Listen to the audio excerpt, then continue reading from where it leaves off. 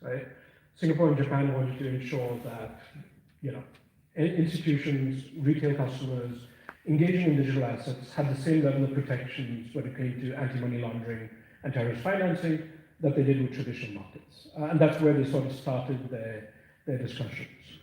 But in a post-FTX world, I think we've seen that there are other risks that have been introduced: financial stability, consumer protection, market integrity. So they've evolved their frameworks to address these emerging risks as well.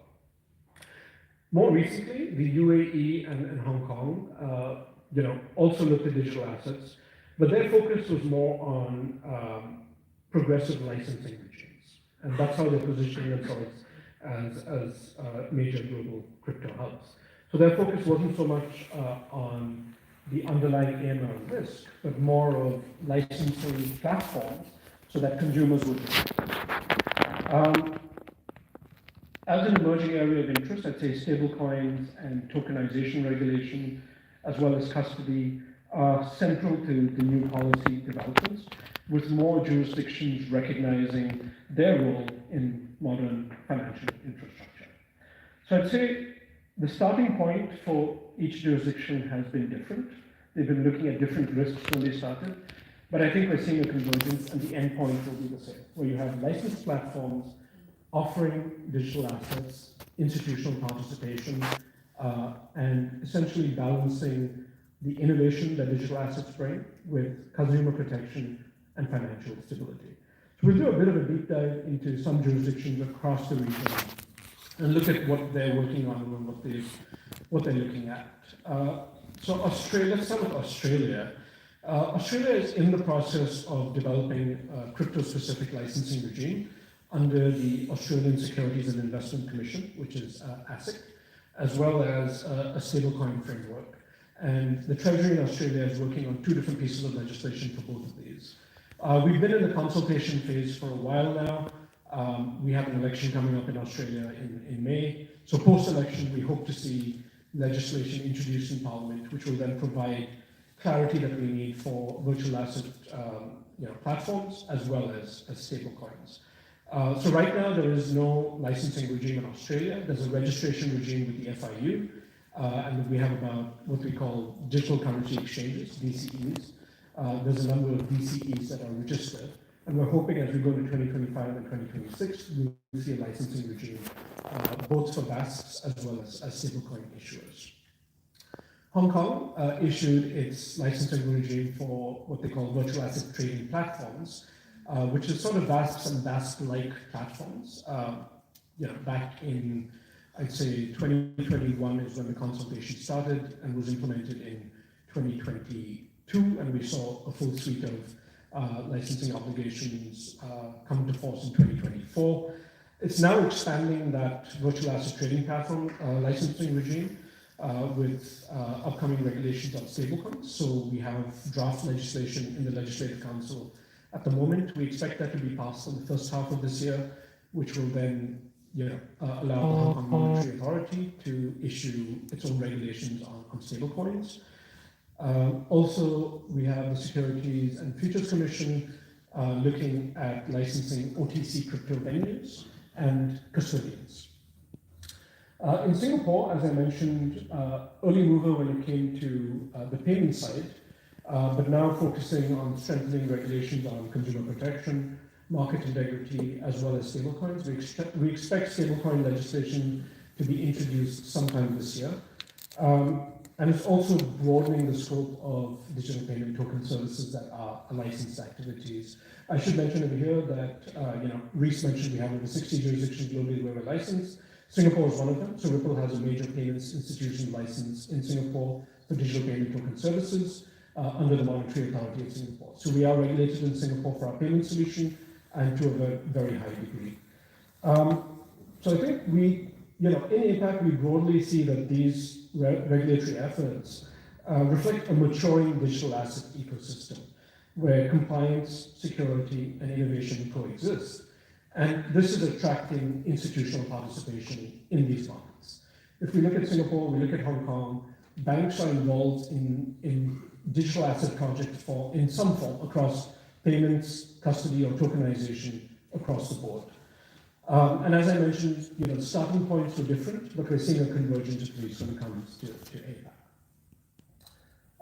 Let's look at Middle East and North Africa. And again, so this is just a snapshot of jurisdictions that we've taken. There are obviously other jurisdictions in these regions, and if you have any questions, feel free to raise them. But this is just a snapshot of jurisdictions that we're looking at that may be relevant from an AFSA perspective. In the UAE, there is an active crypto ecosystem with multiple regulators across the Virtual Asset Regulatory Authority, VARA, the Emirate Security and Commodity Authority, ESCA, the Central Bank of the UAE, as well as the Dubai International Financial Center and Abu Dhabi Global Market, all taking an active role in regulation. I should mention over here as well that Ripple just received its license in the Dubai International Financial Center for Payments, so we are regulated by the FSA at the DIFC, and again, to a very high standard. There is a very active tokenization regulatory landscape, and we see a number of consultations ongoing when it comes to real-world asset tokenization.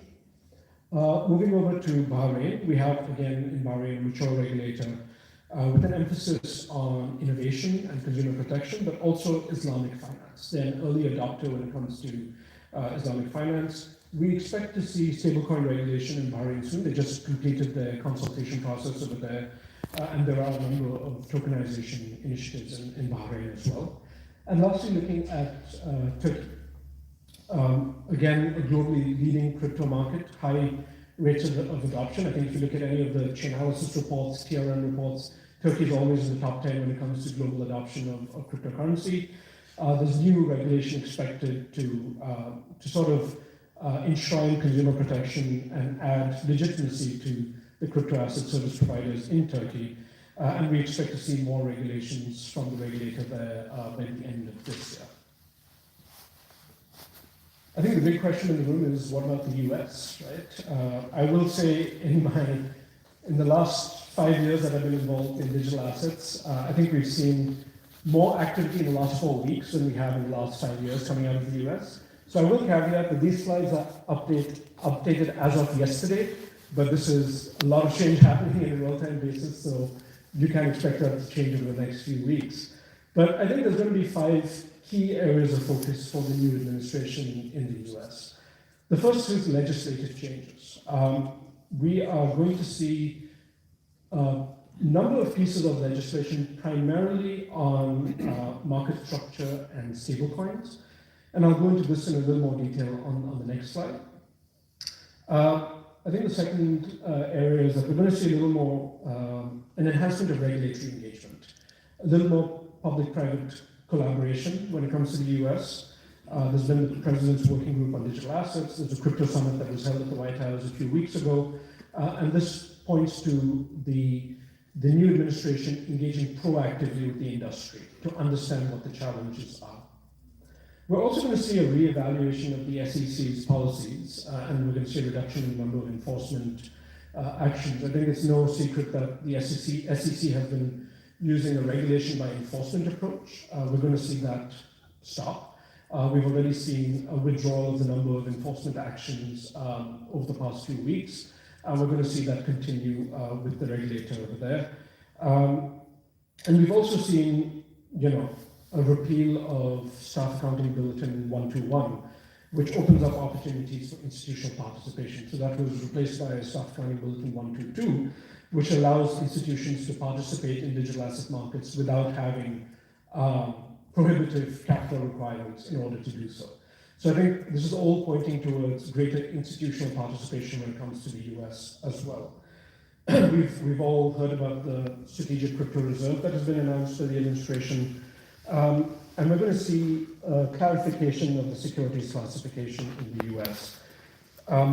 This relates to the legislative changes, which I'll talk about in a bit, but I think if we see a delay in the legislative changes coming in, there will be other actions taken by the administration to narrow down the digital assets classified as securities.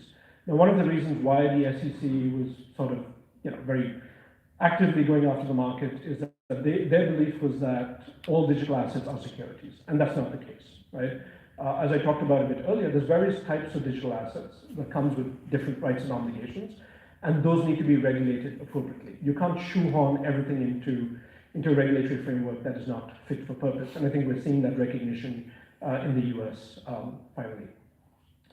So talking about the outlook for 2025 and specifically around the legislative changes that we expect to see, I think we're going to see two main areas of focus when it comes to legislative efforts. The first is market structure legislation, and that's going to define the regulatory roles of the SEC, and that's going to be, primarily for securities, and the CFTC, which is going to be on commodities for digital assets. So what we're hoping to see in the market structure bill is a clear definition of what digital assets are considered securities and will be regulated by the SEC, and what digital assets will be commodities and regulated by the CFTC. And we'll see a sharing of regulatory responsibilities by the two regulators there. We're also going to see stablecoin legislation, hopefully passed this year. I think, honestly, my personal view is that stablecoin legislation is probably going to pass before the market structure legislation. We already have seen draft legislation in place over there. And we expect to see stablecoins regulated through the dual banking system and also involving the Federal Reserve. So the Guiding and Establishing National Innovation for U.S. Stablecoins, the GENIUS Act, took a major step towards being law after being passed by the Senate Banking Committee it was about 3 weeks ago in a bipartisan 18-6 vote. So that's a huge step being passed by the committee. That's been sponsored by Senator Bill Hagerty, who's a Republican senator from Tennessee, and the bill establishes a comprehensive regulatory framework for payment stablecoins. So the GENIUS Act proposes licensing and regulatory requirements for stablecoin issuers at both the federal level as well as the state level. So there's a sharing of responsibilities over there. So state oversight of stablecoin issuers will be for those where the market capitalization is less than $10 billion US. Whereas, where do we see global policies going to evolve over 2025 and 2026?